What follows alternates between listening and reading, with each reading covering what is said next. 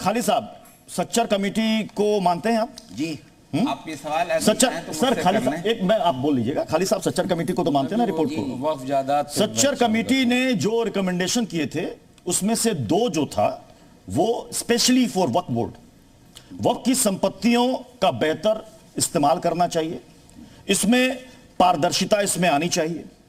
और सच्चर कमेटी ने यह भी कहा उस वक्त 4.9 लाख जो प्रॉपर्टीज थी, कहा गया कि अभी आपने कहा ना कि इससे कमाई होती है और ये मजलूमों की सहायता के लिए, उन्होंने कहा 100.63 करोड़ की आमदनी जनरेट होती है। ये कहीं भी जस्टिफाई नहीं होती है, इसके मार्केट के तरीके से मैनेज होना चाहिए। और उन्होंने सिफारिश की थी कि अगर उससे जनरेट होता तो 12,000 करोड़ रुपए से ज्यादा साल के मिलते। मुझसे कर लें आप। जी खालिद साहब पहले इसका जवाब दे दें। जी क्या है कि भाई वक्फ बोर्ड के अंदर जो लोग बैठे हुए हैं वो खुद नाकारा हैं, तो ऐसे नाकारा लोगों को वजह से ये जो प्रॉपर्टी है ये जाया हो रही है। नहीं ऐसे आपने खुद कहा, ये आपके शब्द हैं, वक्फ बोर्ड के अंदर बैठे हुए लोग नाकारा है। अगर गड़बड़ी घोटाला करप्शन हो रहा है तो इसकी जांच क्यों नहीं होनी चाहिए? तो क्या जांच होती नहीं? क्या जांच नहीं होती? क्या समझ? अभी ये बताइए कि अगर डीएम दफ्तर में रजिस्ट्रेशन के लिए कहा जा रहा है, एक मिनट, अगर भूमि के सत्यापन के लिए कहा जा रहा है, अगर आपसे कहा जा रहा है कागजात आप पेश करें, तो दिक्कत क्या? आप कह रहे हैं कि जांच इसलिए हो रही है क्योंकि मुस्लिम है? नहीं मैं आपको बता रहा हूं, देखिए ऐसा है, एक मिनट मैं आपको बता रहा हूं, एक छोटी सी मिसाल। अब देखिए सुप्रीम कोर्ट ने बाबरी मस्जिद के मामले में फैसला सुनाया और ये कहा कि भाई आप भव्य मंदिर बनाइए और दूसरी तरफ 5 एकड़ जमीन दी कि आप मस्जिद बनाइए वक्फ बोर्ड को। ठीक है, भव्य राम मंदिर बन गया, कहीं मस्जिद बनी हो तो बताइए इसमें किसका दोष है? क्या जो आम मुसलमान है उसका है या जो वक्फ बोर्ड है उसका है? और वक्फ बोर्ड किसके तहत चलता है?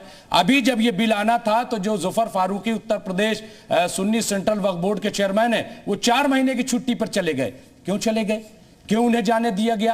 क्यों उनको मालूम है कि हम मुखालफत कर नहीं सकते? फैसला एक बात बताइएगा, एक बात बताइएगा, नहीं फैसला एक बात बताइएगा कि वक्फ बोर्ड की सबसे अहम जिम्मेदारी क्या है? क्योंकि लोग अब तक यही जानते हैं कि साहब इनको मजलूमों की सहायता करनी है। हमें तो मुझे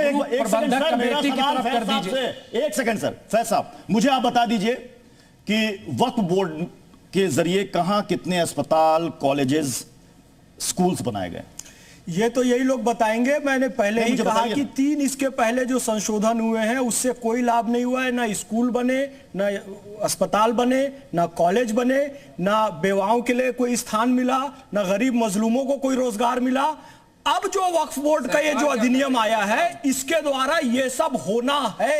अब पारदर्शिता आएगी, अब भ्रष्टाचार खत्म होगा, जमीन चली जाएगी। फैसला कोई जमीन नहीं जा रही है, यही जाकिर नायक वाली जबान कोई जमीन नहीं जाएगी, कोई जमीन नहीं छीनी जा रही है। ये कंफ्यूजन फैलाना, मुसलमानों को भड़काना, गुमराह करना, ये बंद कीजिए, ये शैतान का, मैं माफी चाहूंगा, ये खुदाई काम नहीं है, शैतानी काम है मेरे भाई।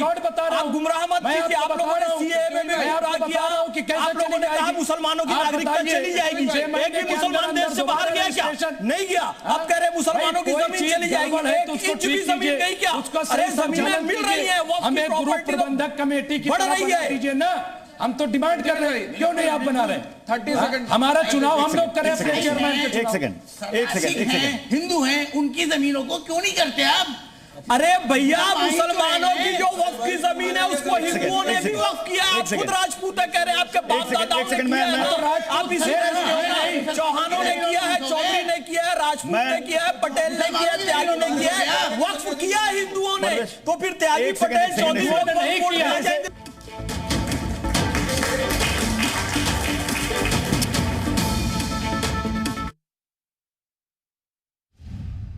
खाली जी एक बात बताइए कि इस अमेंडमेंट को आपने पढ़ा है? नहीं। क्यों नहीं पढ़ा? नहीं पढ़ा, जरूरत बिना पढ़े आप बिना पढ़े आप इसके विरोध में उतरा है? हमें जब मंजूरी है क्यों पढ़ेंगे? हम क्यों पढ़ेंगे? क्यों नहीं पढ़ेंगे? पढ़ना चाहिए। हम अपने बिना पढ़े विरोध, मतलब अगर ये तो वही बात हो गई कि कौवा कान लेके चला गया तो ये कान नहीं देखे कौवे के पीछे भागे। देखिए वही बात हो गई ना, वही कहावत हो गई। जो है दिल्ली सल्तनत से चला आ रहा है। मतलब आपने एक तो पहले आपने वक्त के अमेंडमेंट को नहीं पढ़ा। क्या अमेंडमेंट वसल्लम के वक्त से चला आ रहा है, वो हैरिस साहब ने बताया, वो विद्वान व्यक्ति। हम हिंदुस्तान की बात कर रहे हैं, हिंदुस्तान की बात कर रहे हैं। मुझे एक बात बताइए, अगर जिला कलेक्टर के दफ्तर में पंजीकरण के लिए कहा जाता है तो क्या ये जमीन छीनना हो गया? अगर ये कहा जाता है कि साहब अगर वक्फ बोर्ड में अगर महिलाओं की भागीदारी सुनिश्चित की जाए तो क्या ये जमीन छीनना हो गया? अगर ये कहा जाए कि इसको आप हाई कोर्ट में चैलेंज कर सकते हैं, आप इसे कोर्ट ले जा सकते हैं, तो क्या जमीन छीनना हो गया? कहां इस प्रावधान में लिखा गया है कि आपकी जमीन सरकार छीन लेगी और लेगी? तमाम चीजें हो रही है। ठीक है प्रत्युष भाई, ये बिल इसलिए लेकर के आया जा रहा है कि वक्फ बोर्ड में और ज्यादा से ज्यादा करप्शन हो सके। नंबर एक बात, अभी आपको पता है ये 3 कृषि कानून बिल लेकर के आए थे, इन्होंने हमने बहुत बड़ा मास्टर स्ट्रोक मार दिया, फिर इन्होंने मुंह की खाई और वापस ले लिया। फिर ये लेकर के आए थे कि नोटबंदी करेंगे, मतलब अपना चलाया हुआ नोट 5 साल 10 साल नहीं चला सके और देश का वक्फ बोर्ड चलाएंगे ये। फिर उसके बाद इन्होंने मास्टर स्ट्रोक मारा, अग्निवीर लेकर के आए थे, लाए थे ना। सरकार ने जिन जिन चीजों का हाथ लगाया उसको खराब करा है। अब वक्फ बोर्ड को कैसे खराब करेंगे? डिफेंस के अंदर भी खराबी इन्होंने करी। अभी अयोध्या के अंदर इन्होंने डिफेंस की जो लैंड थी उसका कैरेक्टर और नेचर चेंज करके चंद उद्योगपतियों को बेच दी, और किन उद्योगपतियों को रेलवे बेचा जा रहा उनके लिए, और वक्फ बोर्ड की जमीनें अब चंद उद्योगपतियों को बेची जाएंगी जिनके अंदर वो करप्शन कर सकें। ये हम दो, हमारे दो और हमारे और दो की सरकार है, इसीलिए ये बिल लेकर के आया जा रहा है। थोड़ा सुन भी ले। आपने कहा ना कि ये इसलिए किया जा रहा है कि सिर्फ और सिर्फ करप्शन करना है जी, ठीक है। अब ये बताइए कि अगर ये मामला कोर्ट में जाता है जी, ट्रिब्यूनल से ऊपर जाता है, आपको न्यायपालिका में यकीन है कि नहीं? हाँ या ना? एक सेकंड सर, हाँ या ना? बिल्कुल है, लेकिन ट्रिब्यूनल में लोग कौन बैठते हैं? सर पहले सवाल तो सुन लीजिए, पूछिए। न्यायपालिका पर यकीन है आपको? यकीन है। ट्रिब्यूनल से ऊपर मामला जाता है, जिसके पास डॉक्यूमेंट होंगे जीत किसकी होगी? उसकी, या जिसके पास नहीं है उसकी? जिसके पास डॉक्यूमेंट्स होते हैं जी। तो अगर मान लीजिए कि वो जमीन आपकी है बिल्कुल या हमारी है और वक्त ने दावा ठोक दिया जी, हम दोनों जाएंगे कोर्ट। हाँ। हमारे पास अगर डॉक्यूमेंट नहीं होगा तो जमीन वक्त की, वक्त के पास अगर डॉक्यूमेंट होगा तो बिल्कुल गलत। हाँ, अब आपको बता दूं, ट्रिब्यूनल के अंदर जो लोग बैठते हैं, 70 से ज्यादा देश की जनता और नौजवानों को समझना चाहिए, 70 से ज्यादा ट्रिब्यूनल जो है वो चलते हैं, और वो कौन किसकी नजर पे चलते हैं? सरकार की नजर में चलते हैं। और अगर ट्रिब्यूनल में केस जाना हो, ये झूठ फैलाया जा रहा है, ये झूठ है। उसके बाद हाई कोर्ट और सुप्रीम कोर्ट जाया जा सकता है, बात रखी जा सकती है। इसी तरीके से भ्रम फैलाते हैं और रखी जाती है। और ये भ्रम फैलाना क्या है? एक सेकंड, जब आप लोगों को याद है इस देश में कृषि कानून बिल आया गया, कुछ झूठे किसान भी खड़े करे गए थे उस समय में। इसी तरीके से कृषि कानून पर बहस खत्म हो चुकी है, सुधारने की कोशिश कर रही है। चूंकि सीनियर एडवोकेट हमारे साथ हरिशंकर जैन जी है, हरिशंकर जैन जी, ये बताइए कि इनका पॉइंट है कि ट्रिब्यूनल के आगे भी पहले भी हम सुप्रीम कोर्ट और हाई कोर्ट जा सकते थे। बाबरी मस्जिद का चला नहीं चला? मैं वक्फ बोर्ड की बात कर रहा हूं, वक्फ बोर्ड की बात कर रहा हूं। वक्फ बोर्ड के मसले को लेकर क्या ट्रिब्यूनल से आगे जाने का प्रावधान पहले से था? हरिशंकर जैन, पहले से है प्रावधान, हाईकोर्ट जाने का पहले से है जी। और वक्फ बोर्ड का जो फैसला होता है हाँ, वो पहले हाईकोर्ट जाता है जी। हाईकोर्ट में रिवीजन जाता था, अब अपील जाएगी। हाँ। कोई फर्क नहीं हुआ। हाँ। Appeal as a matter of right होती है, यानी जो ट्रिब्यूनल का फैसला होगा हाँ, आप हाईकोर्ट में चैलेंज कर सकते हैं। ट्रिब्यूनल के फैसले को हाईकोर्ट में चैलेंज कर सकते हैं जी। नहीं, पहले भी कर सकते थे और अब भी कर सकते हैं। पहले भी कर सकते थे, हाँ, पहले भी कर सकते थे और अब भी कर सकते थे। आप कह रहे हैं कि इसमें कोई फर्क नहीं हुआ? कोई फर्क नहीं हुआ, एकदम नहीं। हाँ। और तो फिर इसको लेकर फिर विवाद, बहस क्यों है? हम लोग विरोध कर रहे हैं, ट्रिब्यूनल नहीं होना चाहिए, मामला सिविल कोर्ट में जाना चाहिए। सिविल कोर्ट ले जाना चाहिए।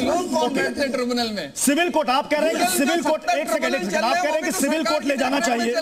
सर आप कह रहे हैं कि सिविल कोर्ट ले जाना चाहिए। तो सिर्फ वक्फ तो एक सेकंड, ये ट्रिब्यूनल जो चल रहे हैं बिल्कुल एक सेकंड हरिशंकर जैन सर, आपने कहा कि हम चाहते हैं कि सिविल कोर्ट में भी हम लेकर के जाएं। मेरा सवाल अब ये बताइए कि ट्रिब्यूनल में सर, ट्रिब्यूनल में एक अध्यक्ष समेत 3 सदस्य इसमें होते हैं जो कि राज्य न्यायिक सेवा के सदस्य होते हैं और उनका रैंक जिला, सत्र या सिविल जज से कम नहीं होता ट्रिब्यूनल में सर।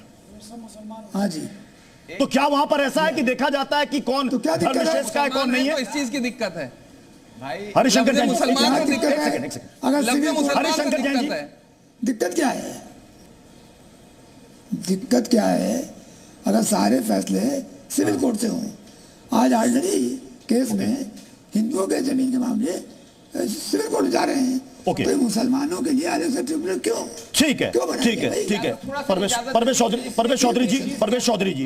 चौधरी जी, एक क्लैरिटी तो हो गई कि पहले भी प्रावधान था ट्रिब्यूनल के फैसले को, आदेश को हाई कोर्ट में पहले भी चुनौती दी जा सकती थी। हरिशंकर जैन जी ने कहा, एक second sir please, Harishankar Jain ji ने कहा कि हम चाहते हैं कि जब हिंदुओं के मामले सिविल कोर्ट में दायर हो सकते हैं तो इस मामले को क्यों नहीं? देखिए, पहले तो प्रत्युष जी मैं इस बात को कहूंगा कि जिस कानून की बुनियाद इस देश में बांटो और राज करो की रही, उसको खत्म होना चाहिए। 1913 के अंदर वक्फ बोर्ड के बारे में हमारी जो अंग्रेज थे, जो यहाँ के जो सरकार चला रहे थे, उन्होंने ये बनाया। किसने बनाया? 1923 में जाकर के उसको फॉर्मुलेट किया गया, उसको और ठीक से किया गया। उसके बाद अंग्रेजों के जाने के बाद जो भारत के कांग्रेस की जो सरकार बनी, उन्होंने मुस्लिम तुष्टीकरण के तहत 1954 के अंदर इसको बनाया और तो और इसके अंदर और बढ़ोतरी हुई। 1995 का जो एक्ट आया वक्फ बोर्ड का, उसके अंदर कोई भी वक्फ का अधिकारी जो था, वक्फ बोर्ड कह देगी कि साहब ये जमीन हमारी है। आपने कहा कि आपने तो खैर प्रावधान पढ़ा ही नहीं, तो मैं आपसे क्या ही सवाल करूं। मैं एक सेकंड मैं जुनैद साहब, मैंने भी, आपने मेरा सेंटेंस पूरा होने नहीं दिया। शुरुआत मैंने आप ही से की थी, अब पूरे डिबेट में आप ही से करता रहूं तो संभव नहीं है ना। पूरी डिबेट बोलिए तो मैं आप ही से करूं। मैं जुनैद साहब आपके पास आ रहा हूं। जुनैद साहब मुझे एक बात बताइए, पहले आप लोग तीनों तय कर लीजिए किनसे सवाल करूं। पहले मेरे से आप सवाल करिएगा। नहीं, वो कह रहे हैं इनसे मत पूछिए आप ही के तो बार-बार साबित कर रहे हैं। एक सेकंड, अभी आप लोग तीनों तय कर लीजिए किनसे सवाल करूं। जुनैद साहब मुझे बताइए कि इसमें एक प्रावधान ये भी है, क्लैरिटी आप दे दीजिएगा। मैं जुनैद साहब से पूछ रहा हूं, पूछ लूं? नहीं, पूछिए। जुनैद साहब मुझे एक बात बताइए कि इसमें एक प्रावधान कहा जा रहा है कि इसमें महिलाओं की भागीदारी भी सुनिश्चित होनी चाहिए। मुझे बताइए कि क्या इससे पहले या अभी तक महिलाओं की भागीदारी बोर्ड में है, वक्फ बोर्ड में है पहले से? अगर है तो प्लीज बता दीजिए। है? देखिए, मैं एक चीज बताऊं, एकदम वक्फ बोर्ड में संशोधन के खिलाफ मुसलमान नहीं है। नंबर 1, जो पारदर्शिता होनी चाहिए और जिसकी वजह से, जिस मकसद से वक्फ किया गया है, मुसलमान खुद चाहते हैं कि वो हो। ये बिल्कुल ऐसी बात नहीं है कि हम किसी भी प्रकार आपसे पूछा सर, बहुत ही अच्छा विनम्रता से पूछा कि वक्फ बोर्ड में, एक सेकंड सर, वक्फ बोर्ड में क्या पहले से महिलाओं की भागीदारी है या नहीं? है। सुन लीजिए, है भी और आगे भी हो तब भी कोई परेशानी नहीं। अच्छी बात है, वेलकमिंग है। हर स्टेट बोर्ड में वक्फ बोर्ड में महिलाएं होना चाहिए। हम कह रहे हैं होना चाहिए, इस पर कोई किसी को एतराज नहीं है। अब होना, अब जुनैद जी और मुमताज आप लोग तय कर लीजिए किसको तय क्या करना है। जो सवाल है आप कर लीजिए। जुनैद साहब मैं बता रहा हूं, देखिए ऐसा है कि वक्फ बोर्ड के लिए ये नहीं आया जो प्रावधान आया इसमें क्लॉज, ये आया है सेंट्रल वक्फ काउंसिल के लिए कि वहां 2 महिलाएं होनी चाहिए। बाकी तमाम जो स्टेट वक्फ बोर्ड है वहां ऑलरेडी महिलाएं होती हैं और दिल्ली वक्फ बोर्ड में भी अभी महिलाएं हैं। और बढ़ा दी जाए तो हम वेलकम करेंगे। बढ़ा दी जाए तो कोई हर्ज नहीं है। हर वो पढ़ा लिखा आदमी काम कर सकता है जो उस लायक है, इसमें कोई दिक्कत नहीं है। फैज साहब, अब बोर्ड के स्ट्रक्चर में बदलाव की सिफारिश, बोर्ड के स्ट्रक्चर में बदलाव कोई हर्ज नहीं है। यहां इन तीनों मेहमानों ने कह दिया कि इसमें तो ऑलरेडी पहले से महिलाओं की भागीदारी सुनिश्चित है, तो फिर क्या लोगों को गुमराह किया जा रहा है? क्या फैज साहब एक चीज, फैज साहब क्या लोगों को गुमराह किया जा रहा है? क्या 100% किया जा रहा है? फैज साहब एक चीज और प्लीज, एक चीज और इसमें शामिल कर ले रहा हूं मैं, ये बताइए कि वक्फ बोर्ड के अंदर वक्फ करने के लिए ये शर्त के 5 साल तक उसे प्रैक्टिसिंग मुस्लिम होना चाहिए, इसकी कहां आवश्यकता है? कोई भी कर दे, आज मुसलमान हुआ, आज चाहे तो कर दे, क्यों जरूरी है? आप बताएंगे कि मामला कैसा मामला होगा इस देश में? हम 5 साल से 50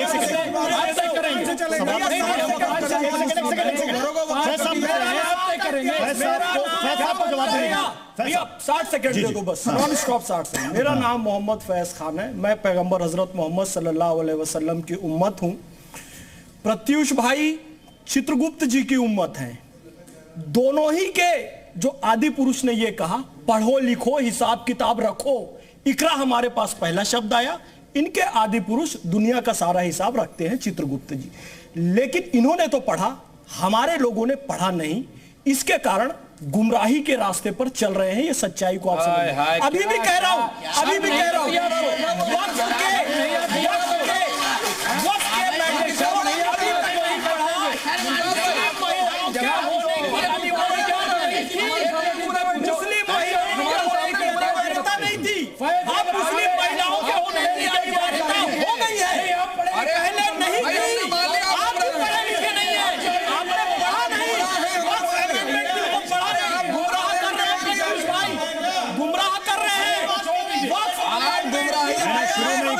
शुरू में ही कहा था कोई निजी टिकट टिप्पणी नहीं।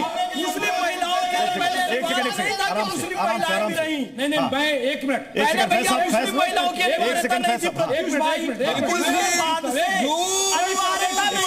इतना बड़ा झूठ सरकार झूठों की, फिर बड़े दूसरी सरकार भी झूठे, बड़े वाले साहब भी मुसलमान से ये कहते हैं सब झूठे, सब झूठे, सब झूठे, सबसे ज्यादा बोलो, 15 सबसे ज्यादा मुसलमान हिंदुस्तान में है कि नहीं बोलो, सबसे ज्यादा हिंदुस्तान में है कि नहीं बोलो, और कहते हैं लफ्ज़ मुसलमान से दिक्कत है। अगर लफ्ज़ मुसलमान से ही दिक्कत होती तो सबसे ज्यादा मस्जिद ये मुसलमान खुलकर यहाँ नहीं बोल रहे होते, हम यहाँ खुलकर नहीं बोल रहे होते, ये मुस्लिम बच्चे चले जाइए ईरान में,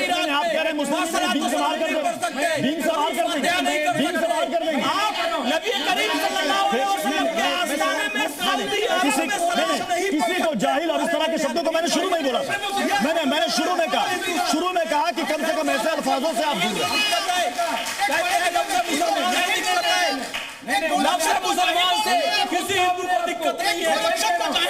पढ़िए ना, आप पढ़िए, आप एक नहीं जाहिल क्यों बोला? आप इससे माफी मांगिए, वही सवाल कर, आप इससे माफी मांगिए, उन्होंने वो आपने जाहिल क्यों कहा? झूठ नहीं बोला, उम्मत को नहीं कहा, सही कहा, नबी ने पढ़ने कहा, सेंट्रल कमेटी की रिपोर्ट ने कहा है सर, सेंट्रल एक मिनट, सेंट्रल कमेटी की रिपोर्ट ने जाहिल कहा है मुसलमानों को, सेंट्रल कमेटी की रिपोर्ट ने जाहिल कहा है मुसलमानों को।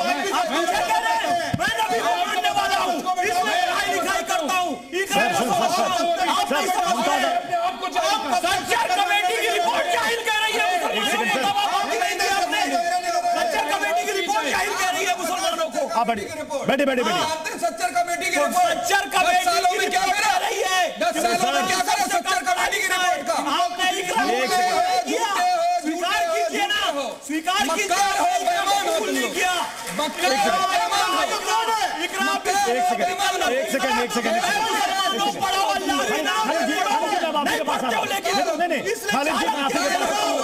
सेकंड अमन गिरी जी आपके पास दे रहा हूँ, अगले सवाल पर मैं आ रहा हूँ, अगले सवाल पर एक सेकंड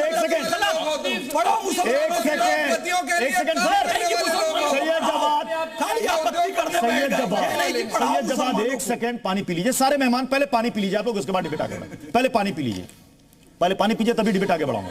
पानी पीजिए, हाँ ठीक है। अब मैं आगे बढ़ता हूं, अगले सवाल पर जाऊंगा, लेकिन उससे पहले खालिद जी मुझे एक बात बताइए। आप मुझसे कुछ सवाल कर रहे हैं तो एक सेकंड सर, मैं खालिद जी से पूछ लूं, नहीं तो उनको बड़ी आपत्ति होगी, तीनों आप ही लोग तय कर लेंगे, ठीक है। खालिद जी मुझे बताइए कि सच्चर कमेटी ने यह क्यों कहा कि इसमें बदलाव होनी चाहिए। वक्फ बोर्ड में जितने सदस्य हैं वो काफी नहीं है, इसको बढ़ाया जाना चाहिए और कम से कम 2 महिलाएं इसमें होनी चाहिए। ये सच्चर कमेटी ने सवाल किया था, यानी सच्चर कमेटी ने भी ईमानदार लोग होने चाहिए,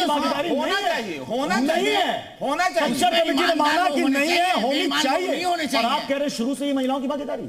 नहीं, हम नहीं कब मना कर रहे हैं भाई, हमारे सुनने तो दो।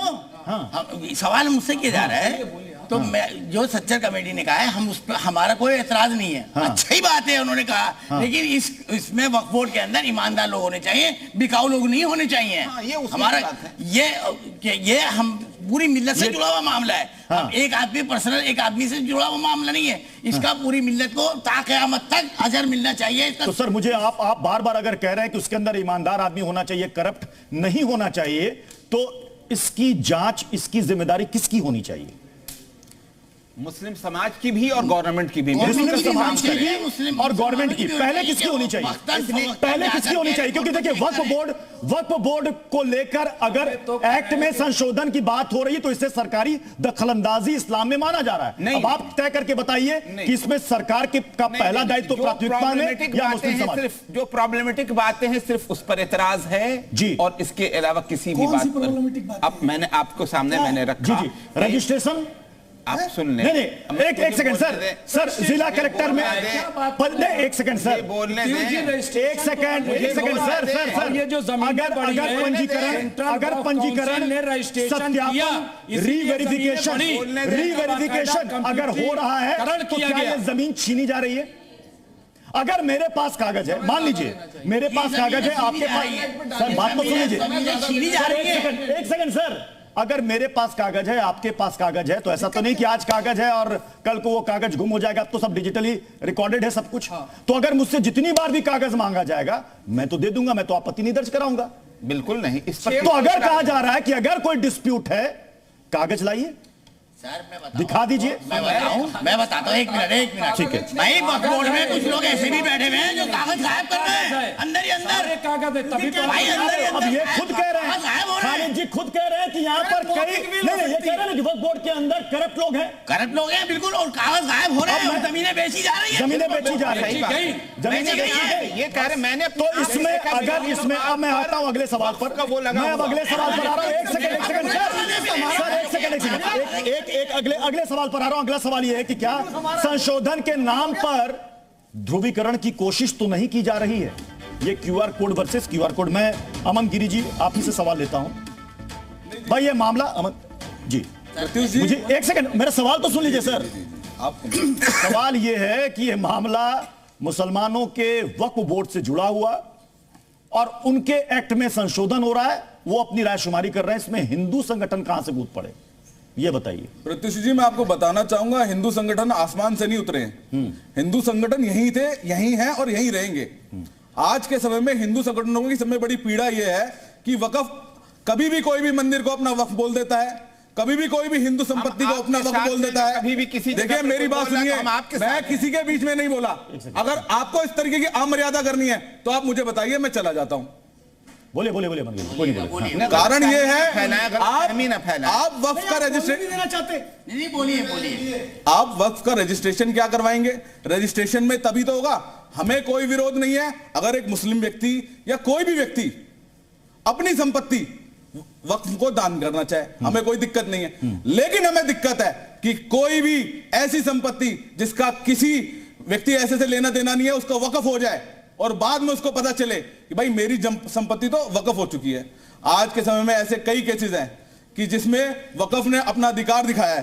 तिरुनेल्वेली कर्नाटका में एक ऐसा मंदिर है जहां पर वक्फ ने पूरा मंदिर ही वक्फ कर दिया, जो 1500 साल पुराना है, इस्लाम से भी पुराना। अभी आपने बिहार की एक कॉलोनी के बारे में बताया, उसके बारे में भी वक्फ हो गया। झूठ बोला इसका, सारा झूठ है। फिर झूठ आप सच्चे हैं, उसके ऊपर कोर्ट का डिसीजन आया। आप सच्चे हैं, कोर्ट का क्या डिसीजन? नहीं आप सच्चे हैं, कोर्ट का डिसीजन की तो आप बात कर रहे हैं। नहीं आप मेरे को झूठा कैसे बोल रहे हैं? आपके पास तथ्य क्या है? अरे केस का जिक्र करें ना, आपके पास तथ्य नहीं है, आप बोलना, आपकी बारी आएगी। केस एक सेकंड अमनगिरी कंप्लीट कीजिए, अमनगिरी कंप्लीट कीजिए, अमनगिरी कंप्लीट कीजिए। उमेश आनंद जी, मैं आपके पास जा रहा हूं। लेकिन आप साबित नहीं करेंगे कि वो वतन के कैसे अपना बनाया। आप बताइए, आप बताइए। अरे व्हाट्सएप क्या मैं ही चलाता हूँ, आप नहीं चलाते हो क्या? व्हाट्सएप चलाना भूल गए हो क्या? अरे इस तरीके की बात करना करो। मेरे मित्र मेरी बात सुनो, मैं इस्लाम का विरोधी नहीं हूँ। हाँ, तो कोर्ट मैं गलत बात नहीं कह रहा हूँ तुमसे। क्या मैंने बात बोली तुमसे? तुम अगर हिंदू विरोधी चलोगे तो हम तुम्हारे खिलाफ रहेंगे। पता ही नहीं है क्या बोला? जो आप सब लोग एक बात कर रहे हैं। एक सेकंड पृथ्वी क्लियर हो जाए। सब लोग एक बात कर रहे हैं कि 1500 साल पुराने मंदिर के ऊपर जो है वक्फ बोर्ड। अरे सच तो बोल रहे हैं, सच्चाई है। का क्या हुआ? अरे सच्चाई भाई, ये लो बताइए क्या सरकारी डॉक्यूमेंट दो ना। मैं कह रहा हूं केस का क्या हुआ? कोर्ट में क्या सरकार का कोर्ट ने डिसीजन क्या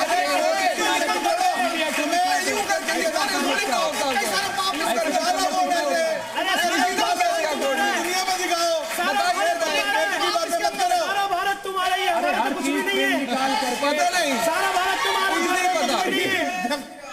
एक सेकंड अभी आपने कहा ना उमेशानंद महाराज जी, उमेशानंद जी अभी आपने कहा ना, अभी आपने कहा कि ये हिंदू विरोधी है। अभी आपने कहा ना कि इनकी मानसिकता हिंदू विरोधी है। सवाल तो यही है, ये हिंदू और मुस्लिम, ये वक्फ बोर्ड में एक्ट का मामला, ये हिंदू मुस्लिम कैसे हो गया सर? हिंदू मुस्लिम का रंग भरने की कौन कोशिश कर रहा है? अब इस बहस को ही समाप्त करना पड़ेगा। सबसे बड़ी बात ये कि मुझे लगता है कि सभी को देश की न्यायपालिका पर यकीन है, विश्वास है, और मामला जेपीसी के सामने है, जहां पर चर्चा की जा रही है, और उस चर्चा से जो भी समाधान होगा वो देश के सामने होगा, और अंततः इस भूमि की संपत्ति की लड़ाई जाएगी कोर्ट में, और कोर्ट का जो फैसला होगा वो सब पर मान्य होगा। बहुत बहुत शुक्रिया आप सभी का हमारे साथ जुड़ने के लिए।